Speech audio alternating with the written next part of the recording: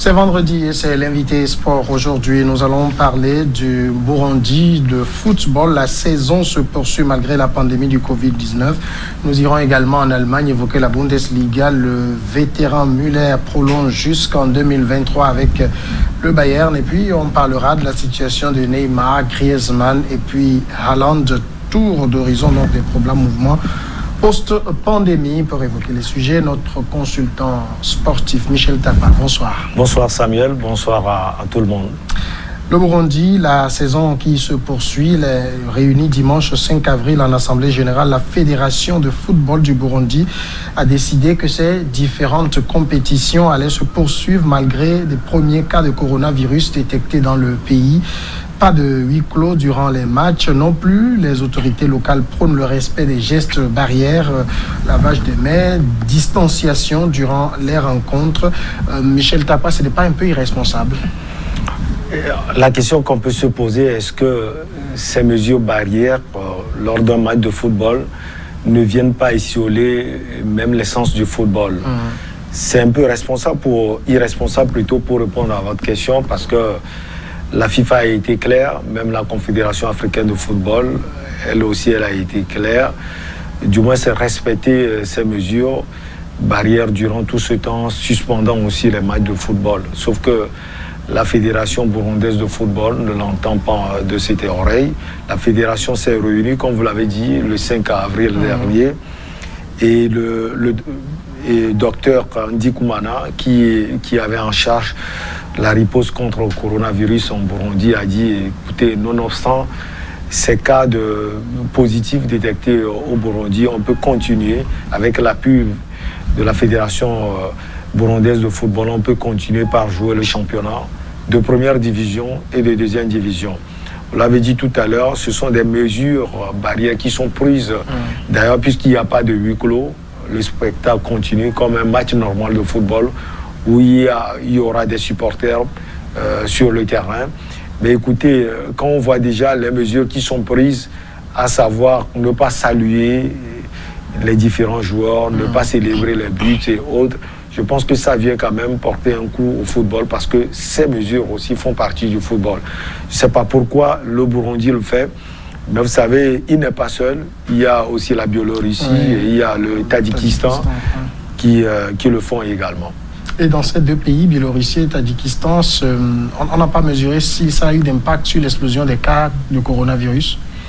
Oui, sur ces deux pays, ça doit avoir forcément d'impact, parce que le coronavirus véhicule ou bien est en train de voyager partout. Et donc on joue forcément ces matchs de championnat où il y a les supporters, ceux qui viennent suivre les matchs de football, il y a des risques. Donc il y a forcément l'impact sur ces matchs de football, puisque je l'ai dit tout à l'heure, tant pour le Burundi que pour la Biélorussie et puis le Tadjikistan, ce ne sont pas des matchs à huis clos. Donc forcément qu'il y a des risques de contamination de coronavirus. Et est-ce que la fédération de football, la fédération internationale, a eu son mot à dire? Avant la fédération internationale, il faut parler de la FIFPro, qui est une sorte d'organe sous-régional du football là-bas, en Afrique australe, qui a déjà parlé par l'intermédiaire de l'ancien international camerounais, Jérémy Nditab, qui pense que les autorités sportives, bien sûr, burundaises sont irresponsables, parce que dans ces cas, il faut prendre des mesures. Donc on peut se dire que le Burundi va à l'encontre des règles préétablies déjà par la CAF et par la FIFA. Mais vous savez, pour ces genres de décisions, la FIFA ne peut pas prendre aussi une décision comme ça sans consulter la CAF, puisque le Burundi est sous bannière de la CAF, si on peut le dire. Donc la CAF est déjà en train de réfléchir quant au cas du Burundi. On sait que le Burundi est aussi têtu sur le plan politique avec le président Pierre Nkurunziza et tout ce qui a accompagné son règne, il faut le souligner. Mais heureusement, on sent l'alternance venir, même si ce sont un de ces éléments qui va sans doute le remplacer. Mais ce cas sportif prouve à suffisance que le Burundi veut faire les choses comme bon lui semble. Et d'ailleurs, la Confédération africaine de football va se réunir pour le cas spécial du Burundi. Alors, au-delà même du football, on avait vu déjà ces images-là messes pascales qui ont été célébrées. Le Burundi est l'un des pays qui a maintenu les églises ouvertes et tout. On est en train de minimiser l'ampleur de la pandémie dans le pays de façon globale. Oui, on est en train de minimiser cela, sauf que ça risque de porter un coup, non seulement dans le domaine sanitaire du Burundi, mais aussi sur le plan économique, parce qu'on sait que le coronavirus ne touche pas seulement le plan sanitaire, mais aussi d'autres plans. Mais je pense que le Burundi est un cas à revoir. Ça, il faut le dire. On a parlé tout à l'heure du domaine politique. Il faut parler aussi d'autres domaines, notamment ceux sociaux et autres économiques. Le Burundi ne veut pas s'aligner derrière les consignes tant au niveau sous-régional qu'africain et puis sur le plan mondial. Donc le Burundi, on peut dire que c'est un cas à étudier véritablement. On verra. Comme je l'ai dit, l'alternance est en vue, même si c'est un homme du pouvoir qui va remplacer Pierre Nkurunziza. Je pense que la tête que fait ce dirigeant à la tête du Burundi jaillit forcément sur d'autres institutions, notamment celle, on l'a vu, footballistique dans tous les domaines du Burundi. Et les clubs, par exemple, qui refuseront de s'aligner sur la décision de poursuite du championnat sont menacés de sanctions. Pour le moment, on pense même à ces histoires de pression au niveau de ces clubs. Il faut le souligner parce que ce ne sont pas tous les clubs. D'ailleurs, il y a un club qui est installé à Bujumbura, qui d'ailleurs dénonce ces mesures parce que ces clubs sont en connexion non seulement avec la CAF mais aussi avec la FIFA. Il y a des risques de contamination au niveau non seulement des joueurs mais aussi au niveau des dirigeants de ce club. Pour répondre concrètement à vos questions, quand l'autorité prend des mesures, écoutez, vous allez à l'encontre de ces mesures, vous serez sanctionné. Et donc ces clubs s'ils refusent de s'aligner derrière la décision de la Fédération burundaise de football et d'autres instances du football burundais, il faut dire qu'ils seront tout simplement sanctionnés. On est en matière de football et c'est quand même un domaine qui est un peu sur une coupe réglée. Comment cela peut se faire que le Burundi, qui est un État membre de la CAF, de la FIFA et tout, peut décider lui-même de poursuivre son championnat? En réalité, il faut dire que la CAF, on a déjà eu l'occasion de le dire, la CAF même en son sein a, si on peut le dire, plusieurs tas qui jouent contre elle aujourd'hui. On a vu les scandales sans cesse au niveau de la CAF. On a vu le président de la CAF, Ahmad Ahmad, le malgache, qui n'arrive pas à prendre des décisions, même pour ce cas de coronavirus. La CAF n'a pas pris aussi une décision en tant que telle. Il faut toujours s'aligner derrière la Fédération internationale de football association, la FIFA, pour pouvoir prendre des dispositions. Et donc, certains pays, ou bien certaines fédérations, si on peut le dire, se disent aujourd'hui, comme d'ailleurs le Burundi se disent que voilà, la CAF n'est pas autonome. Il va falloir que nous-mêmes, on arrive à prendre des décisions, même si on peut critiquer les décisions des autorités sportives du football burundais. Il faut dire qu'on peut aussi critiquer la CAF qui n'arrive pas à un moment donné à prendre des dispositions et à sanctionner les différentes fédérations qui vont à l'encontre de ces politiques. Tout à l'heure, j'ai parlé de la FIPRO, notamment Jérémy Ndita, qui est le premier responsable à prendre d'ailleurs la parole et à dénoncer ces mesures du football, bien de la Fédération burundaise de football. Et puis, c'est la CAF qui aussi a essayé de parler. On peut se dire que la CAF n'a pas aussi cette voix capable de pouvoir prendre des sanctions à un moment donné. Et donc, vous savez, ça porte atteinte à toutes les fédérations au niveau africain parce que celui-là qui vous dirige n'arrive pas forcément à prendre des dispositions, donc à prendre des sanctions. Ce qu'on peut souhaiter, c'est que les clubs ou même les joueurs individuellement prennent leurs responsabilités. Oui, il faut prendre des responsabilités. D'ailleurs, sur le terrain, sur la pelouse de football, les dispositions sont prises, à savoir ne pas serrer, ne pas se regrouper. C'est d'ailleurs pourquoi je dis, ça enlève même l'essence du football. Le football aujourd'hui est calculateur. Vous voyez un adversaire qui porte un ballon, soit vous voulez le tacler, il y a un second, en tant que milieu de terrain aussi, qui veut faire un geste pour stopper l'attaquant. On vous dit de ne pas vous concentrer sur un ballon, de ne pas vous saluer. Et puis le fair play aussi est prohibé. Donc le football aujourd'hui est véhiculé aussi sous le prisme du fair play. Malheureusement, on interdit cela dans un football. On se dit, est-ce que le football, même dans son ensemble au Burundi, arrive à pouvoir se développer par rapport à ses valeurs? Je ne crois pas, parce qu'on joue pour pouvoir le jouer. Et on joue peut-être parce que les autorités ont pris une décision, sûrement pour aller à l'encontre des décisions de la CAF et des décisions de la FIFA. On se dit à un moment donné, tant, on peut le dire, le gouvernement et la politique burundaise, il faut le dire, va à l'encontre des règles établies. Deuxième sujet que nous évoquons, nous parlons maintenant de la Bundesliga.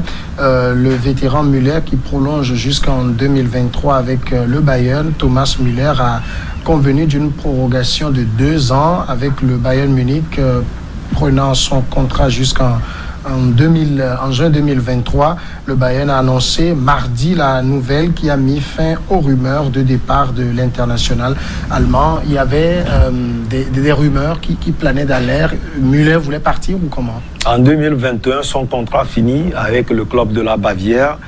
Oui, il a envie peut-être de partir parce qu'il est sollicité quand vous êtes footballeur et qu'à un moment donné, vous êtes aussi sollicité par certains clubs et que vous n'avez pas ce que vous aviez déjà comme statut dans votre club. On a des envies d'ailleurs.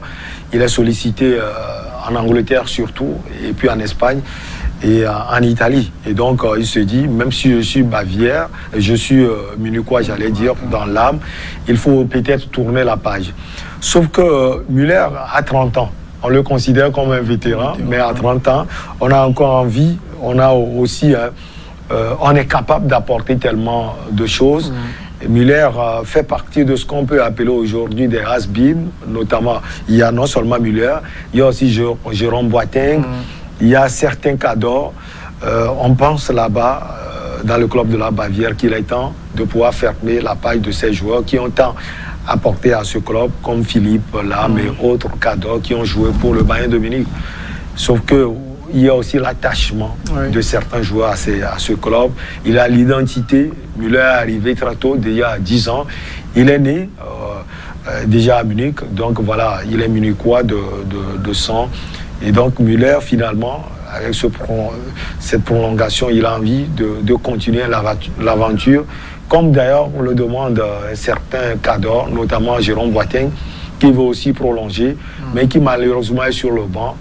Et ça l'irrite à un moment donné. Donc je pense que c'est un coup réussi pour l'international allemand, Thomas Müller, qui a tellement gagné avec le club de la Bavière. Je pense qu'il a gagné 8 titres de championnat d'Allemagne, et puis des coupes.